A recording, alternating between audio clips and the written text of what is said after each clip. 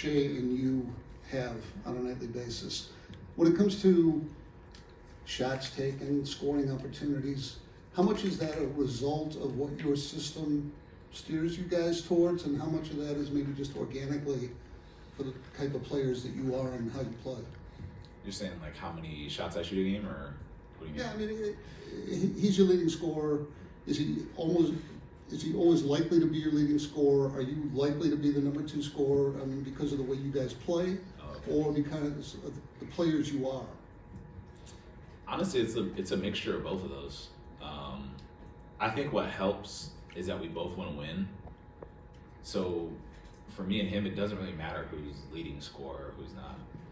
I think it also helps pecking order wise. He's the MVP. So if he wants to shoot a lot of shots, I'm gonna tell him good shot every time. So that's kind of how that works. But a lot of it too is a result of just our offense and how like other guys play around us, and I think just how it's structured. But we don't really like go into like games and we're like, all right, I'm gonna shoot 20 times and Dub, you're gonna shoot 12. You know what I mean? It's just kind of like taking whatever the game gives us, and I think that's what makes us a good team.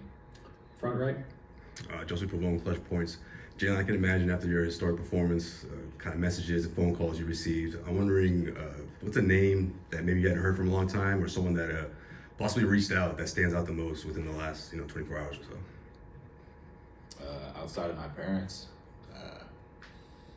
nobody for real. Like friends and family. Honestly, try not to answer my phone as much, even though that probably sounds like I'm a jerk, but just there's just a lot of highs and lows throughout the series, and you don't get as many texts if you don't play well, so I try and keep that in perspective too. But a lot of it can be really overwhelming if you give a lot of energy to it, so it makes me sound like a jerk, but I try and get back to them after business is done. But a lot of it just trying to like put my phone away and like spend time with the people that are like at the game and like here with me. Thank you. Nick in the back. Doug, we've talked so much about your adaptability as a group, and a lot of that conversation's been sort of internally when you all change things up. There's some uncertainty potentially coming at you in Game 6 in terms of Halliburton's status, and you guys have had experience in these types of situations before.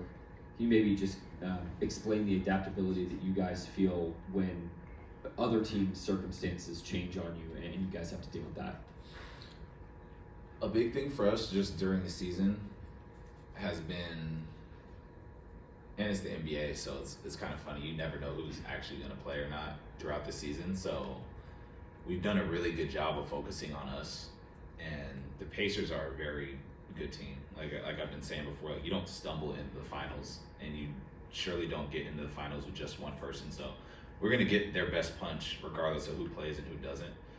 And they're going to be fighting like their backs against the wall. So that's kind of like the mindset that we have going into it. And then whoever lines up is who lines up. But it's going to be no shortage of energy, and they're going to play their hearts out, obviously. So that's kind of the mindset we have with it. And then whoever plays.